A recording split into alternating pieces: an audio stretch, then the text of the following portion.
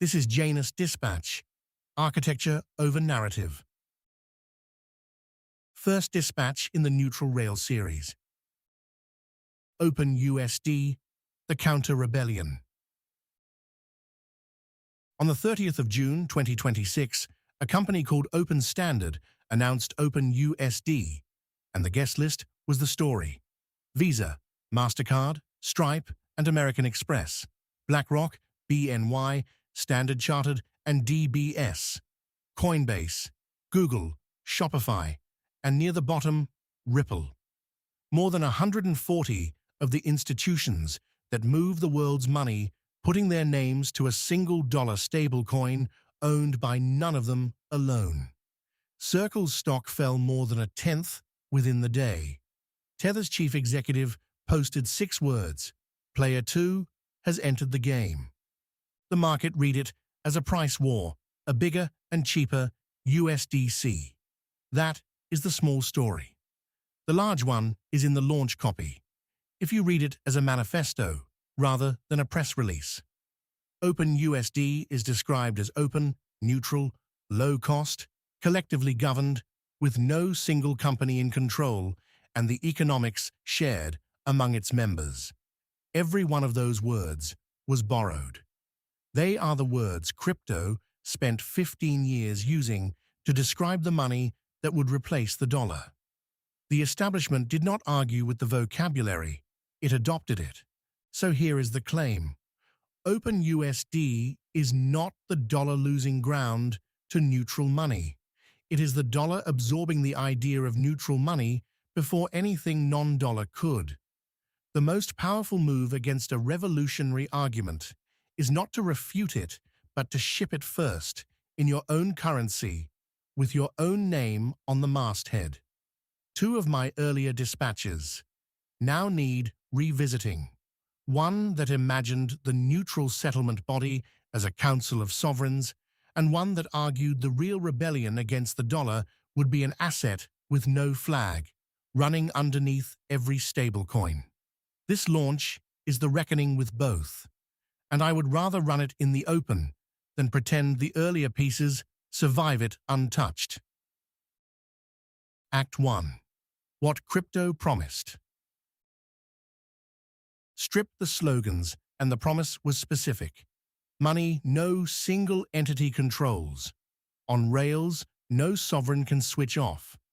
It was an escape from the quiet position every holder of dollars is in, dependent on the government that issues them, and reachable through the system everyone must use. The enemy had a name, the dollar's exorbitant privilege, the power of one state to surveil and sanction, through the currency the rest of the world is obliged to hold. The answer took 2 shapes: a non-sovereign asset issued by no state and neutral rails owned by no single party. Either way, the logic was identical. If the unit or the rail belonged to no one could be coerced through it. That was the whole trade. Hold the sovereign's paper and accept its leverage, or hold something neutral and step out from under it. Act 2. What the establishment is trying to ship. Now read what Open USD is. It is governed by Open Standard, a company whose board is the partners themselves, so no single member sets the rules. Businesses mint and redeem it free, with no volume caps, and the income on its reserves flows back to the partners. Less a fee. Its founding chief executive is Zach Abrams, who built Bridge, the stablecoin infrastructure Stripe bought in 2024. It launches later this year on chains that include Solana, Stellar, Base, and Polygon. An alliance this large does not assemble overnight, and the timing is the tell. For years, the firms that could have built it would not, because while the legal status of digital dollars was unsettled, no regulated giant would put its name to a stablecoin standard. What changed was law. The Genius Act of mid-2025 declared payment stablecoins from approved issuers explicitly not securities, and the long enforcement war wound down the same summer. The door opened, and the institutions that had waited behind it walked through together. The quiet irony is that the years of legal fighting, which produced that clarity, cleared a path the largest incumbents now use to outdistribute the early movers who did the fighting, ripple among them, near the bottom of this very list. Read the partner's own words, and the borrowing is not subtle. BlackRock calls neutral governance and shared economics a unique combination. MasterCard reaches for the founding analogy directly: shared infrastructure, open, interoperable, and broadly accessible the way the internet was. These are bankers describing the crypto dream in its own language, approvingly, because they now own it. And the shared economics hook is the part to admire in an opponent. By routing reserve income back to the members, OpenUSD turns the businesses that might have built rivals into its distributors. Coinbase, Ripple, Aave, even Stellar are not fighting this dollar stablecoin. They are paid to spread it. There is no single throat to choke, no lone issuer to regulate out of existence. A consortium is far harder to kill than a company. Act 3. The slight in the word neutral. But neutral governance over a dollar liability is not neutral money, and the gap between those two things is the whole slight. The reserves are U.S. Treasuries. The unit of account is the dollar. What gets distributed among 140 members is control over the token. What does not get distributed, and structurally cannot, is control over the currency, which still sits with the U.S. Treasury and the Federal Reserve.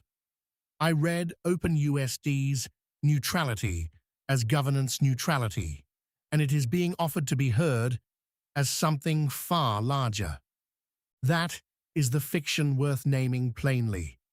The launch invites you to hear neutral as free of any sovereign's leverage, which is the thing crypto actually promised. What it delivers is free of any single company's rent, which is a different and much smaller thing. A neutral governance dollar is still a dollar. Freeze the reserves at the custodian, change the rule in Washington, and the multilateral board in the middle changes nothing about who finally holds the keys.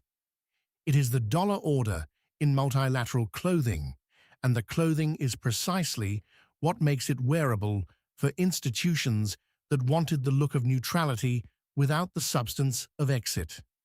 I once imagined this body as a council of nations. In an earlier dispatch, the United Nations of Liquidity, I argued that neutral settlement, if it ever arrived, would be governed by sovereigns, central banks seated around a shared ledger, a treaty body in the old sense, with the world's monetary powers holding vetoes over the rules. OpenUSD is that prediction, half fulfilled and half inverted. The treaty body convened. But its members are not nations. They are corporations. Visa, MasterCard, BlackRock, and Stripe. Not the Fed, the ECB, the Bank of Japan, and the People's Bank of China. This is the detail worth sitting with, because it is the whole shift. The multilateral order now forming around money is not a parliament of states, but a guild of the dollar's largest private incumbents, and it is denominated in dollars. That is a stranger arrangement than a United Nations, and a more durable one, because a guild answers to no electorate at all. Act 4. The New Cantillon. There is an older name for what a guild like this collects, and it clarifies the whole arrangement. When new money is created, whoever stands closest to its issuance captures its value first, before it reaches anyone else. The Cantillon effect, named 3 centuries ago, is the quiet mathematics of proximity to the spigot. A stablecoin is a small and perfect Cantillon machine. The issuer holds the treasuries and earns the yield on them, while the holder, by law, earns nothing. In an earlier dispatch, The Two Faces of the Digital Dollar, I called this the yield tax. The trader in Lagos who flees her collapsing currency into a digital dollar finances the US deficit at 5% and receives none of it because the Genius Act forbids paying holders a cent. The seigniorage does not vanish, it accrues to whoever is nearest the tap. OpenUSD does not repair that asymmetry. It widens the circle of who stands at the tap. Where a single issuer once captured the yield, OpenUSD returns it to its members. The reserve income flows to the 140, less a management fee. The end user still earns nothing, and the same law still forbids it. What changes is that the seigniorage of the digital dollar is now split among a consortium of the world's largest financial and payment corporations rather than pocketed by one company in the British Virgin Islands. Shared economics, read closely, means shared among the guild, not with the people who hold the coin. It is a Cantillon effect with more seats at the table and exactly the same people locked out of the room. The market read the design instantly. Circle's stock fell before OpenUSD moved a single dollar, because what dropped was not its share, but the price of its margin. Once a guild refuses to let any issuer keep the float, every incumbent that keeps it starts to look expensive. This is the point at which a description of a stablecoin quietly becomes a description of something larger. An entity that issues money, captures the seigniorage on it, governs its own rules collectively, and answers to no electorate is not performing a corporate function. It is performing a sovereign one. OpenUSD is a conglomerate, assuming the monetary prerogatives of a state without the accountability of one, a proto-sovereign in a payment company's clothes. And it arrives precisely as the actual sovereigns weaken. The same convenience that, as I argued in the deliquidation of Europe, is draining euro balances into dollar rails faster than any capital control can catch, is the convenience OpenUSD is built to industrialize. The state used to issue the money and tax the distance between issuance and use. The guild has learned to do both, at internet speed, across every border at once. Act 5. The Asymmetry. This is what the people trading the Circle's sell-off are missing. The escape the dollar trade, the entire premise that a fragmenting world would root around the dollar through some neutral, non-sovereign asset, assumed the demand for neutral settlement would have to flow somewhere outside the dollar to be satisfied. OpenUSD is engineered to capture that demand and keep it inside the dollar by handing institutions the one thing that was making them hesitate, a dollar rail that no single American company controls. The dollar's deepest defense was never law or yield. It was the capacity to absorb its own alternative. I read the guest list as the proof. Every credible challenger was just given a seat and a share of the revenue, which means each of them now has a direct incentive for the dollar instrument to win. An establishment that pays its competitors to distribute its product has built a moat no regulation could match, because the people who would have attacked it are now invested in its success. For the assets that were supposed to be the neutral bridge, this is the door opening onto an occupied room.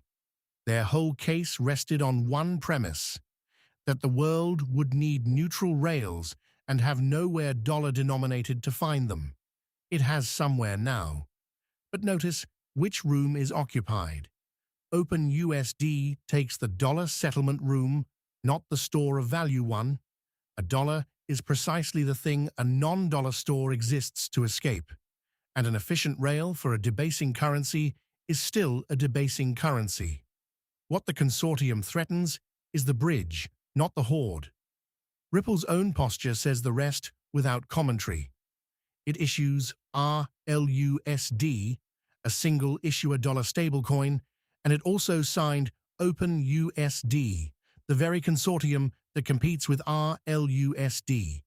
Its native token, meanwhile, sits on a ledger that is not among OpenUSD's chain partners, while Stellar, a fork of the same lineage, is. A company hedging that completely is not betting on the neutral bridge future. It is buying optionality on the $1.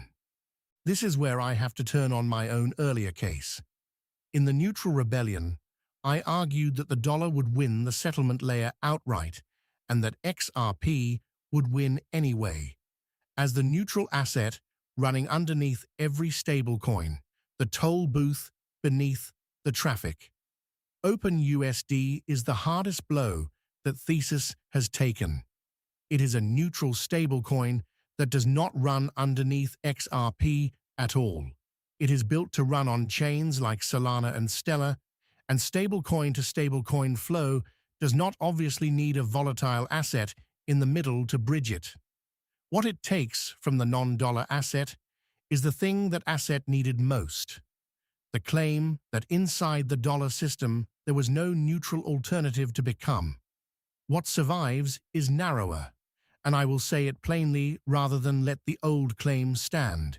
Not XRP underneath every stable coin, but XRP in the two places a governed dollar token cannot follow. The issuerless, unfreezable corridor between parties who will accept no single issuer, and the non-dollar store for those who want out of the dollar altogether. The rebellion is not over. It has been pushed back to the ground. It can actually hold. Act 6. The 10th Man speaks. Until now, this essay has made the strongest version of its case. The rule of this desk is that the strongest version is then handed to its strongest opponent. 4 counters survive the handover. The first is that a consortium of rivals is where things go to die, and it fails in 2 ways at once.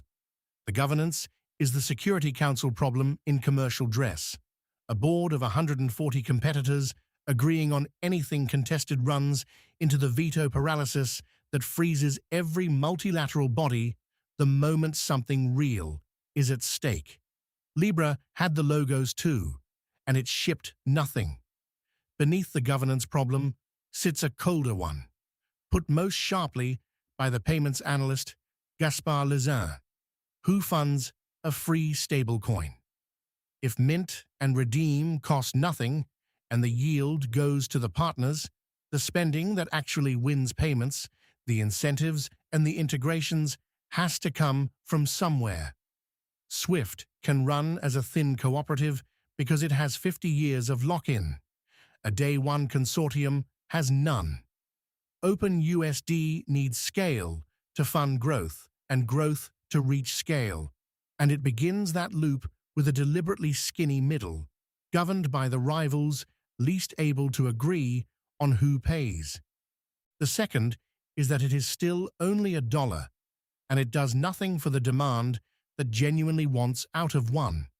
A sanctioned central bank or a counterparty that fears American reach will not settle in a token governed by Visa and BlackRock. The truly non-dollar neutral niche, the one the geopolitical bridge thesis was always really about, is untouched by this, and may even be sharpened by it, because OpenUSD makes the dollar-aligned option more visibly dollar-aligned. My claim that neutrality has been co-opted may be declaring victory in the one arena that was never actually contested. The third is that I may be reading a manifesto off a guest list. 140 signatures at launch is not 140 balance sheets minting at scale, and the history of consortium money is a history of impressive unveilings and quiet deaths. The reading that the dollar just won assumes an adoption curve that does not yet exist and could be the kind of pattern a motivated observer sees because he was already looking for it. The fourth is the pie, not the slice. More stablecoin infrastructure may lift every settlement rail at once, the non-dollar and the token-native ones included. Stellar is among its chain partners, after all. A zero-sum frame in which the dollar absorbs neutrality may be the wrong shape entirely for a market still expanding faster than anyone can carve it up. These four counters do not refute the thesis. They locate it. The architecture, incumbents adopting the neutrality argument and shipping it in their own currency, is real and visible in the launch itself. You do not have to take my word for it. You can read it in their quotes. Whether it converts into the dollar's consolidation or dissolves into another failed consortium is contingent on adoption and on a governance model with known failure modes. That contingency is the entire bet, and anyone who tells you it is already settled is selling the certainty this essay refuses to. Act 7. What to watch, not whether. So the work from here is watching, and watching the right things. Two tells sit on the consortium itself. The first is whether the 140 actually mint or merely endorsed, because the float is the fact, and the logo count is the decoration. The second is whether their shared governance ever ships a hard decision or quietly stalls on the first contested one. The surest sign that the treaty body is real rather than ceremonial. Two more sit on the outcome. The first is whether the demand that genuinely wanted out of the dollar goes somewhere this token cannot follow, whether non-dollar and central bank digital settlement grows faster than open USD through 2027, and whether any issuerless rail captures the corridors a Visa and BlackRock dollar structurally cannot serve.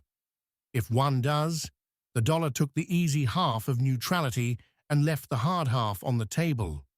If none does, the escape door was painted on the wall.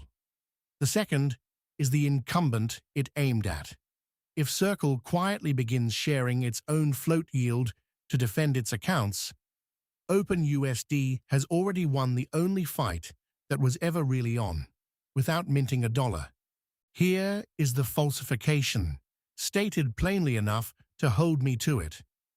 If OpenUSD's governance stalls, or its float stays marginal into 2027 while non-dollar settlement keeps fragmenting along sovereign lines, then this was not the dollar absorbing neutrality.